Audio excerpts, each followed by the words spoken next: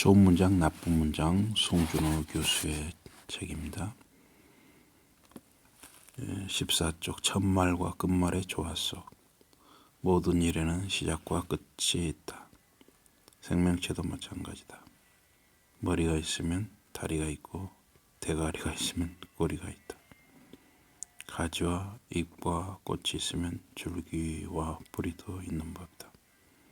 머리와 몸통은 사람인데 아랫도리는 지느러미와 비늘로 쌓인 인어공주는 만화나 상상 속에만 존재할 뿐이다. 문장도 그렇다. 문장의 뼈대는 주어와 서술어다. 우리 문장의 뼈대는 무엇이 어찌한다. 예를 들면 나는 사랑한다. 무엇이 어떠하다. 이에 그녀는 예쁘다. 무엇은 무엇이다. 예로서 이것은 책이다.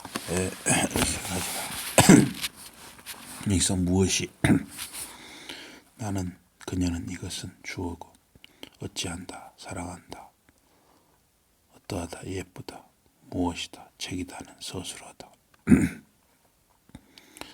문제는 이런 틀에서 벗어난 문장이 의외로 많다는 데 있다. 그의 생각은 나에게 감동이었다는 주어와 서술어의 조화가 깨진 문장이다. 그의 생각은 나에게 감동을 준 원인이지 생각 자체가 감동은 아니기 때문이다. 그의 생각은 나에게 감동을 준 생각이었다 해서 주어와 서술어의 생각이 서로 충돌하고 있다. 그의 생각은 나에게 감동을 줬다. 나에게 감동을 준 것은 그의 생각이었다 라고 써야 한다. 산은 산이고 물은 물이다 라는 유명한 말씀이 있다. 전지간 삼라만상이 섭리에 따라 저마다의 존재 의미를 갖고 있으니 산을 물이라거나 물을 산이라고 우기지 말라는 건데 이 말은 하도 당연해서 좀 허무하기까지 하다. 이 노래는 장기하가 부른 노래다 라는 문장을 보자. 이건 어떤 사실을 전달하는 문장이다. 이 문장의 주어는 설명의 대상인 이 노래다. 그런데 서술어에도 같은 말을 썼다. 서술어의 노래를 빼고 이 노래는 장기하가 불렀다. 혹은 이건 장기하가 부른 노래다 라고 써야 완전한 문장입니다. 이 프로그램은 15세 미만의 어린이나 청소년이 시청하기에 부적절하므로 부모의 시청 지도가 필요한 프로그램입니다. 라는 TV 안내문도 산은 산이다와 같은 꼴이다. 이 프로그램은 무슨 프로그램이다 라고 썼기 때문이다.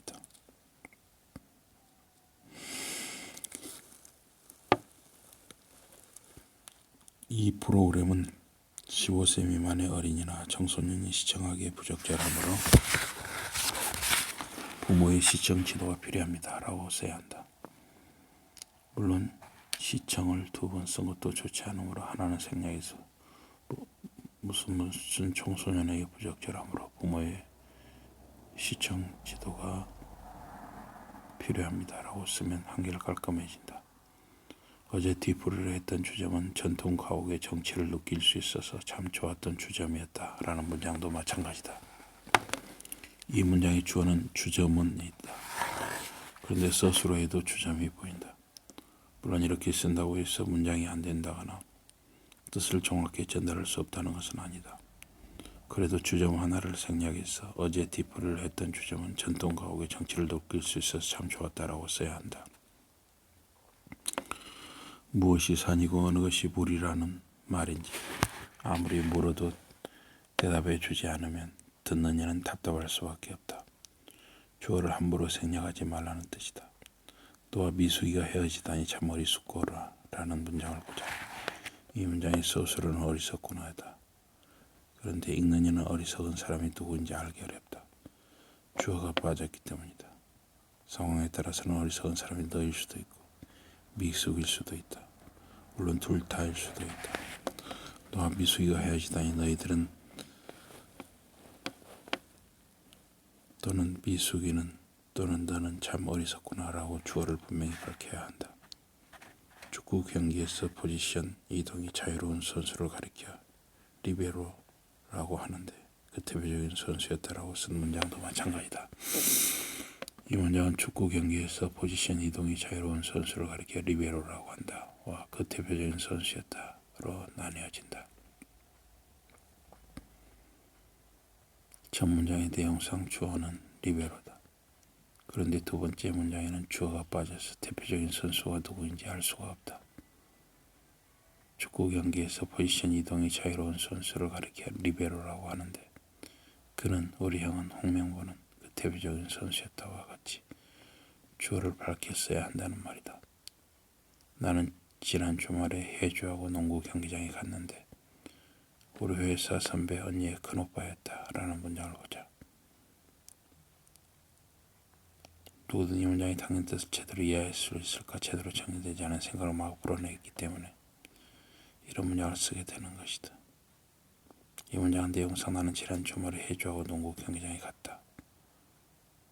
우리 회사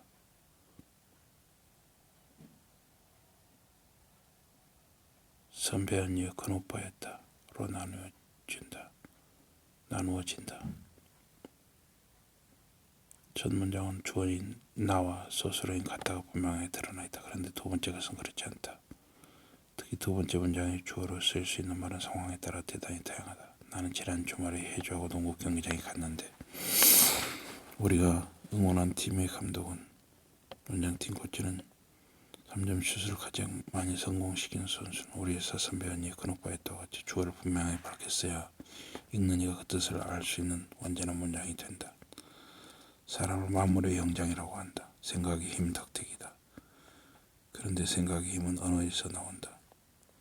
사람은 언어를 활용해서 체계적이고 깊게 생각하고 말할 수 있다.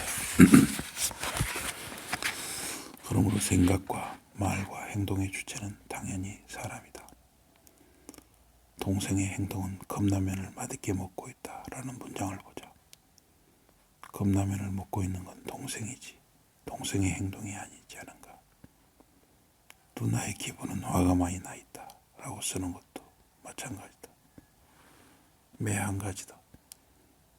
화가 많이 나 있는 건 기분의 상태나 내용을 가리키는 말일 뿐 기분이 사람처럼 직접 화를 내는 건 불가능하기 때문이다.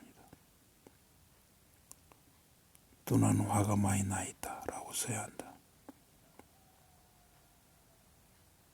김수환 추기경께서 하신 말씀이 서로 사랑하라고 강조하셨다 라는 문장은 어떤가? 이 문장의 틀은 김수환 추기경께서 하신 말씀이 뭐뭐 강조하셨다 해서 주어 말씀이 스스로 강조하셨다가 충돌한다. 강조는 사람이나 할 수 있는 일이지 말씀이 어떤 사실을 강조하는 건 불가능하기 때문이다.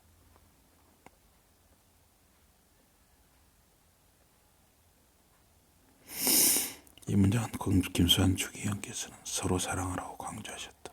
혹은 서로 사랑하라고 김수환 추기경께서는 강조하셨다와 같이 바꿔 써야 한다.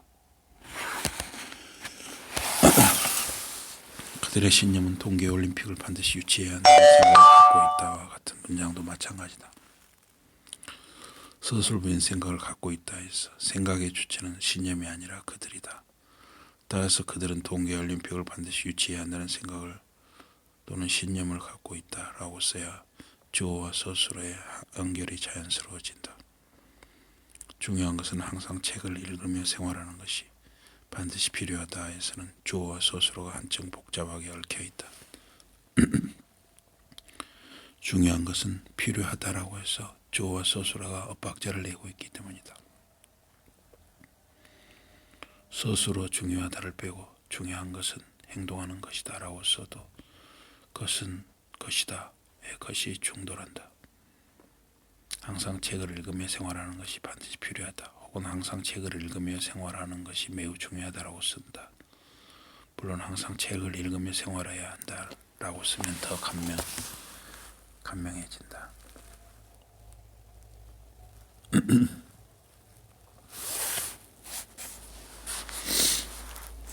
프리미어리그에서 활약하고 있는 박지성 선수는 강한 체력이다와 같은 문장도 있다. 이 경우는 박지성 선수는 이 주어이고 서술어는 체력이다. 이 문장의 틀은 박지성 선수는 체력이다는 셈인데 예문처럼 이 둘이 대등한 관계에 놓이는 건 불가능하다.